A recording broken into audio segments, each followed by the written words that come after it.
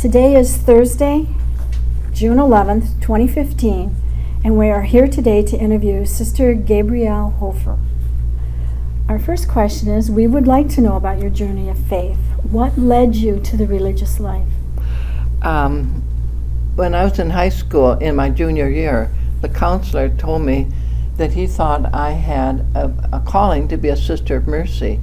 And I was so shocked I cried because it never entered my mind. And then I thought about it and I thought, well, if that's what God wants me to do, that's what I will do. So I decided to join the Sisters of Mercy in Detroit because I was taught by the Sisters of Mercy in Independence, Iowa.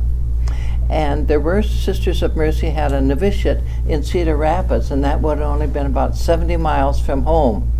But when I chose to come here, my mother said, look, it's 600 miles away. And I thought, but I'm going to go with sisters I know. They taught me. Oh, so in high school, you did not have Sisters I of did. Mercy? You did? From 4th grade on, I had Sisters of Mercy from here, in the province of Detroit. Okay, they were from the province of Detroit, Yeah. but teaching in Iowa. Yes, Okay. they had schools mostly in Independence, and then they had one at Bankston, Iowa, and early on they had one at, I think, Ackley and a couple of maybe summer schools or something like that. But Independence was the larger. So your counselor that suggested that you become a Sister of Mercy, he was working in a Catholic school. He was one of the assistant priests, or associate, what they would call him. Okay. He was not the pastor, but one of the other priests in the parish. Now, did you ever consider another order? No, well, another priest took all of us, a number of us girls around. We had about 5 mother houses in Dubuque, and took us to visit all those mother houses. And I was kind of impressed with the Franciscans. We saw their novices, and they were so joyful and so happy. And I didn't see the novitiate here at all. But anyway, I still wanted to come here because that's the sisters I knew. Okay. So I'm going to interrupt. I'm sorry. So what do you think the counselor saw? There must have been something in your I went to demeanor Mass or every day, personality. and the background of that was I played basketball on the high school team for 4 years, and every time we'd have a game, I'd go to Mass in the morning, and then as time went on, I went to Mass every day. So I think maybe that's what encouraged me made them think maybe I had a calling. And you said you had not even considered it before that? I thought I'd be a nurse. I had a cousin that was a nurse, and I thought, oh, I'll just be a nurse. You got to do something. And so I thought, well, I'll be a nurse. Okay, so that's our next question now. What did you study as you were going through your training? You mean nurses training, Yeah, or so just? you became a nurse. Well, yes, but as a postulant, the novitiate was attached to Mercy College. Yes. And so as a postulant, we took some college courses, probably history or English, I don't remember which ones they were. And then this first year as being a novice, it was mostly religious studies, learning about the vows and catechism, whatever the Sisters of Mercy were all about. And then when the second year of novitiate, then we had another year of going to college. And I don't remember the subjects I took, but whatever they were. And then I was assigned then to Sioux City, Iowa, a 3-year diploma program. And that's where I got all the sciences I needed for being a nurse. And then something we called nursing arts, which is like how you make a bed and how you give an injection and how you do all this things. So that was what was in my training. I think we had some kind of religious something too that all the lay girls got as well, but I don't remember all the courses. I just remember chemistry and biology, or anatomy and physiology and some of that. So did you end up getting a bachelor's degree? Well, yes, I got a diploma from the 3-year program because they didn't. And then when I came back to Detroit, after I got my RN from the 3-year program, I was assigned to Mount Carmel Mercy Hospital, And while I was there, I commuted. It was just down the road a ways, probably a mile, to Mercy College, and then I got my BS NED, Bachelor of Science in Nursing Education. That was the kind of a degree the 3-year students got. And that allowed you to teach then? Well, I nursing could, students? yes. I wasn't assigned to do that right away. Then I was at Mount Carmel for 6 years, and then as a nursing supervisor. Then I was assigned to Mason City, Iowa, and I was a nursing supervisor at our hospital there. Then I was assigned to come back to Detroit. There was a School of Nursing, a 3-year program at we called it St. Joe's on the Boulevard. That was a hospital on East Grand Boulevard, and I forgot what the cross street was, but it was down kind of inner city. And so I was asked to be the associate director of that School of Nursing. And one of the assignments was to teach to the seniors what they call professional adjustments, and that was to prepare the students of what they need to know in order to be out in the world, like professional organizations, and I can't remember what it was all about, but I taught that. And then my office is in the dormitory, and then on Saturdays, the whole Saturday was spent interviewing prospective students for the program. Wow. And then they were so short of help there at the Boulevard that sometimes the superior, who was also the CEO of the hospital, would ask if I'd come and help out. So once in a while in the evenings, mostly evenings, I'd be asked maybe help in the emergency room as a nurse or work in the medical floor as a nurse or something like that. And I can remember one time we were so busy on this one medical floor in the evening, and a patient's light was on and she wanted to drink some water. So I'll get it for you. Well, in the meantime, I answered another light, and I went to bed that night, and I said, I never got her water. Kept you awake all night, right? So what did you prefer, the administration or the patient care? Well, I don't know that I preferred either. We were just, I just took it as it came. But what was interesting is so often I felt like I was assigned to something that I didn't feel adequate to do, like to be the associate director of the School of Nursing or something. Somehow I managed to get through it, And then I was there 3 years when I was asked to be the acting chairman of the Department of Nursing at Mercy College, because the chairman, Sister Elizabeth Mary, was going to study for her doctorate. So in 1965, I was at Mercy College for 6 months getting oriented to being the acting chairman, but I also was doing some clinical follow-up for the students in the hospital, helping them when they were learning to make beds or whatever, helping them with that. Mm-hmm. And then when Elizabeth Mary left, then I was the acting chairman for 2.5 years while she was away, and conducted faculty meetings and being counselor for students, whatever. And that was at the college? At the college, At the Mercy College of Detroit. Mm-hmm. Okay. One of our questions was, tell us what you did about your time at Mercy College of Detroit. Well, the other thing I had to do, I was assigned to be what they called a resident advisor. So I had a bedroom and a little office in the dormitory. Mm-hmm. And so my role then was to be available to the students in the evening. And that didn't entail much. I mean, they didn't seem to have any needs, except on St. Patrick's Day. I was in bed and I got called because a student came back drunk. Ooh. Anyway, I don't remember what I did about it, but anyway, that was my secondary role, was to be available to the students. Let me think what else there was.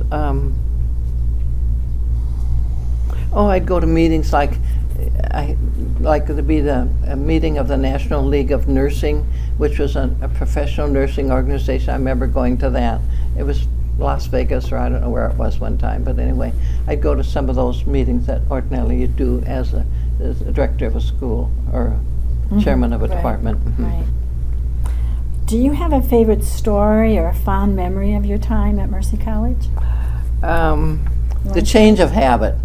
Ah. That was so great. When we didn't have that piece over our forehead anymore. I could feel a breeze going across my forehead, and that felt so great. And didn't have all this under my chin either. Now, I have a long neck, so it didn't bother me as much, but the sisters with a short neck, that would cut right into the bone of their, but no, the habit was, to me, my favorite story. And I have pictures of us, Elizabeth, Mary, and I standing together in the new habit, and somebody else, my sister Monica and I, being together in the new habit. That was a joy. How long were you in the old habit? From I was a novice in 1949 to 1966. Oh, it's a long time. So how long is that? 17 years? Probably. So you weren't one that, I know that for some sisters it was very difficult to give up the habit. Not So me. Not you. Not me. Hallelujah, huh? In fact, I was elected to the provincial leadership team at one point, and three of us, one was Linda Worthman, and one was Teresa Blackier and myself, and the three of us weren't even wearing the new habit anymore. We just wore contemporary clothes, and you can see other people on the team still had that habit on when they took the picture. So they were rather scandalized by you? I don't think so, but we No. were pushing. Pushing the limit? Yeah. As a Sister of Mercy, what impact did your work have on the students there? Well, I don't remember having much impact that I know of, except I know there was one sister nursing student came in. I don't know how far along she was in her nursing program, but she thought she wanted to be a physical therapist. And I said to her, you know, why don't you just finish the nursing program? You've come this far. Why don't you finish the nursing program? And then, if you still feel you want to be a physical therapist, you talk to the Mother Provincial and see if she will let you do that. Well, as it was, I don't think she did that, and she ended up later on getting her master's degree. In nursing? Mm-hmm. Oh, so she stayed a nurse? Yeah, and she taught nursing for many years. And she ended up teaching nursing in Mercy University. It was Mercy College at that time in Cedar Rapids. Her family was in Iowa. So how has your ministry changed over the years? City of Detroit, the state of Michigan, and with the Sisters of Mercy of the Americas? Well, I can't say much about the Sisters of Mercy of America per se, but you know, I started out as a nursing supervisor, and then I was the director, and all this was assignments early on. I was the associate director of the School of Nursing at St. Joe's on the Boulevard. I was there 3 years. Then I was at the college as the acting chairman. I forgot to tell you then, after Elizabeth Mary got back, she had a $150,000 grant to integrate public health concepts in the nursing, throughout the nursing curriculum. And we had, it was a 5-year program. And the director, after 3 years, resigned. So then Elizabeth Mary asked if I would take the last 2 years and finish it up, including evaluation of the program. So then I did that.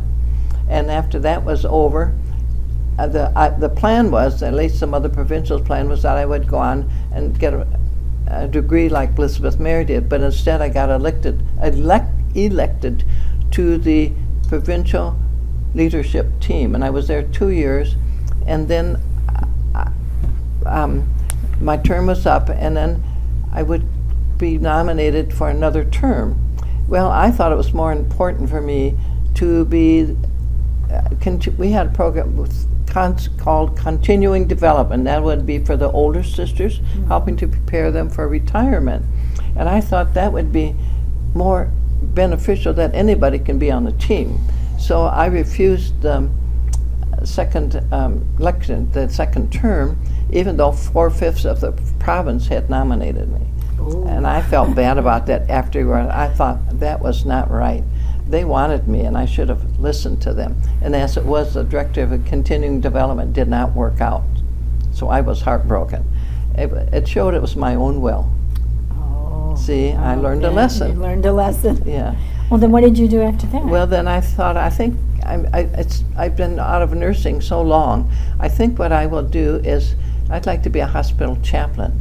So I took a clinical pastoral education course and got a certificate as a chaplain. And I went to Sioux City, Iowa, and I was there about 9 years as a chaplain. I loved it. I loved that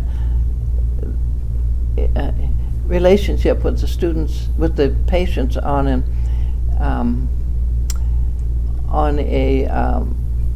intimate level. You know, you weren't coming in, giving them medicine, and running out and doing this kind More of of a thing. You could spiritual listen to level. their needs and try to and deal with their families as well, in grief and whatever. You know, So your family must have been happy that you were back in Iowa I during think these so. periods. Yeah, my father had died by that time, but my brother was living.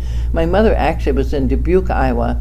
She had moved there after my father died. They lived in Waterloo, but she moved to Dubuque then, where more of our relatives were.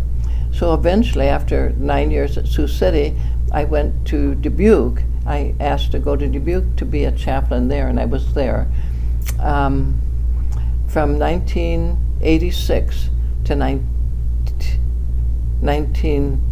2010. And after, I think it was about 4 years after I went to Dubuque, the Archbishop asked me if I would be the director of the health ministry program in the Archdiocesan office. So I said, well, I guess I can do that, you know. So I was there for 6 years. And one of the things he wanted me to do was to develop a policy and procedure manual for the chaplains in our Catholic institutions. And we had, I think, 5 hospitals in the Archdiocese, not all Mercy, but probably 3 or 4 of them, and also a Catholic nursing home. So I thought I would do this democratically and have a representative from each of those institutions work with me to develop these policies and procedures. So that was one thing I did there. And then the other thing was, I thought, you know, Mercy had, I'm trying to think what they call it, but you could request a grant for something. And so I wanted to start up parish nurse programs in some of the parishes. So I asked for $10,000 to start parish nurse programs. And so then they gave it to me, and I communicated to the parishes if any were interested, I'd give them $1,000 they could use to get some equipment and maybe some education as to what you do as a parish nurse. So that was Now, who gave you the 10,000? The diocese or Sisters of Mercy. The Sisters of Mercy gave here you? in Detroit. In Detroit. At that time, we were the province of Detroit. And so I requested it from that because sisters could write for a grants program. And you just say what you want it for. And so that's what I did. Okay. And that brought you, then you came back in 2010? As a chaplain after that. That was there 6 years, from 90 to 96. And then I went back to Mercy in Dubuque as a part-time chaplain because he did not have a full-time position. So I was there until 1980. I think maybe since about 4 years prior, well, I retired in 2010. And about 4 or 5 years before that, they were cutting back on staff hours. So I said, well, okay, then I would cut back because I didn't need that much. So I would take call, like overnight call some of the time, or fill in as needed. And so that's what I did. And then 2010, I retired and came to Macaulay Center. Came to Macaulay's, okay. Kind of, I want to ask you, what are you doing today? Okay. Well, one of the things I'm trying to do is to help with justice issues, and we have a justice coordinator, and she will put on our emails things that we can either call or send an email to our legislators, state and national, about some issues that we need to address. And so that's one thing I am able to do. And I try to, we each get a little personal budget every month. And when I can, I take some money and try to donate it to some organization that is helping the needy. And then, you know, I try to help the sisters who are more handicapped around here, maybe at meals or something, and give them whatever help I can. You know, charity begins at home. True. And then for my own personal development, I'm taking an art class. Oh, cool. And Painting? yes. Oh, are you we've seen some painting in the hallways. Yeah, Is that yours? Well, yeah, some of mine, and it says Gabrielle. If you look close, we each had to put our name on it. And I tell people that the only D I ever got in school was a D in art. In art. But I'm taking art anyway. And would you like to send your work to your teacher at that time and say, change my D? yes, that was Give me in an A. 8th grade. It was the only time, just once I got that. And then I was taking a poetry writing class also. Oh, cool. And right here, or it was at the public library. Oh, at the public library. And it was free. Oh. So we'd go once a month and take this poetry writing class. That was kind of fun. Okay. Now, this is a part of our initial interview questions, but given the recent passing of Sister Kenise, we're wondering if you have a favorite story or a fond memory of her you would like to share with us? Well, I never really lived or worked with Sister Kenise. I mean, I knew her, and I liked her. I thought I had one, and now it escapes my mind because I didn't write it down. But I'm always so proud of her, what she has done, you know, especially in education for the underserved or the poor who needed help to get their diplomas in high school. Yeah, we've been hearing that about her. Yeah. We missed interviewing her by just 2 weeks. Oh, that is too bad. That is just too bad. So that's why we wanted to ask, and we're going to take snippets, what everybody thinks of her, and kind of create her own oral interview. So I have another question, which you may or not, you know. We're wondering if you have a favorite story or memory of Sister Agnes Mary Mansour, if you knew her. I knew her, but again, I wasn't even at the college when she was the president. There? No. Okay. So I don't have any favorite stories of her. Did you know her after she left? No, not really. Okay. I spent a lot of time in Iowa. Yes, that's true, you did. And so I didn't have that much contact with a lot of people. Well, we thought we'd ask. Yeah, that's okay. Okay, our last question is there anything we haven't discussed that you would like to tell us or expand upon? I can't think of anything. You can't think of anything? No? Does anybody else have any questions? I have a question, and feel free to decline to answer if you don't want to. How did you feel when your blood sister Monica decided that she wanted to follow in your footsteps? That was fine with me. She had told us she's 3 years younger, that you had been... She's 3 years younger, training. but she stayed out a year. I entered right That's after right. high school, and stayed she out. stayed out a year. Yeah. My parents said, why didn't you just wait a year?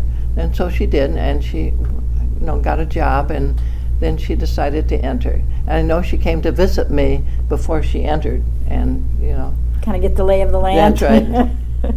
I guess I must have looked happy because she decided to come along. Did you encourage her, or just neutral? Or? I was kind of neutral. It's her decision. Yeah, it was her decision. Yeah. She had mentioned that was one of the reasons that she entered the religious. But because of me? Because of you. Oh, Yeah. really? Oh, Yeah. Well, I didn't know that, but I know when we lived together in Dubuque the last few years because we both worked at Mercy, and she got multiple myeloma, and we had a sister that was in the nursing home in Dubuque.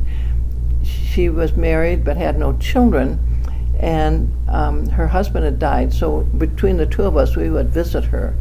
And then at one point Sister Monica felt that her multiple myeloma, she felt sometimes so weak, and she said, I think I better go to Farmington Hills so you won't have two people to take care of.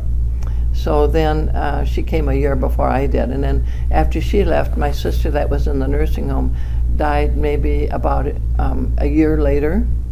And so then I really wanted to retire and come here.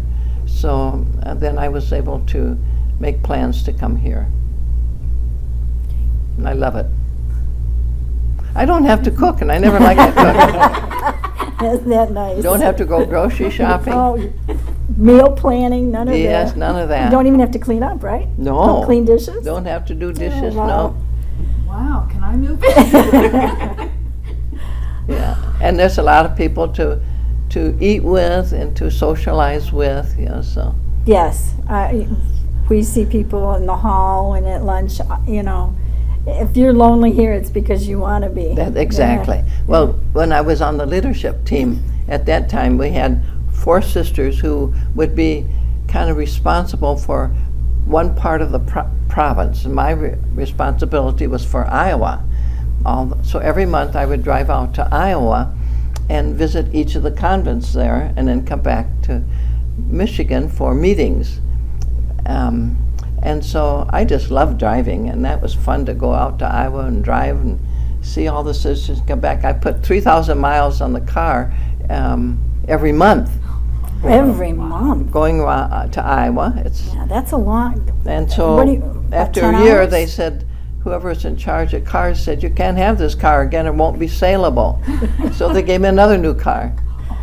So how many hours driving was that? Well, about 8 or 9. You know, I would buy a hamburger and eat it in the car. If there's not a lot of traffic, I could eat and drive, you know, on the highway. You just go straight through. Yeah, and I always had a bag with me in the seat beside me with food to nibble on, you know, carrots and whatever to keep me awake, you know, and some tapes I would listen to. So it was fun Very for me. resourceful. Yeah. Yes.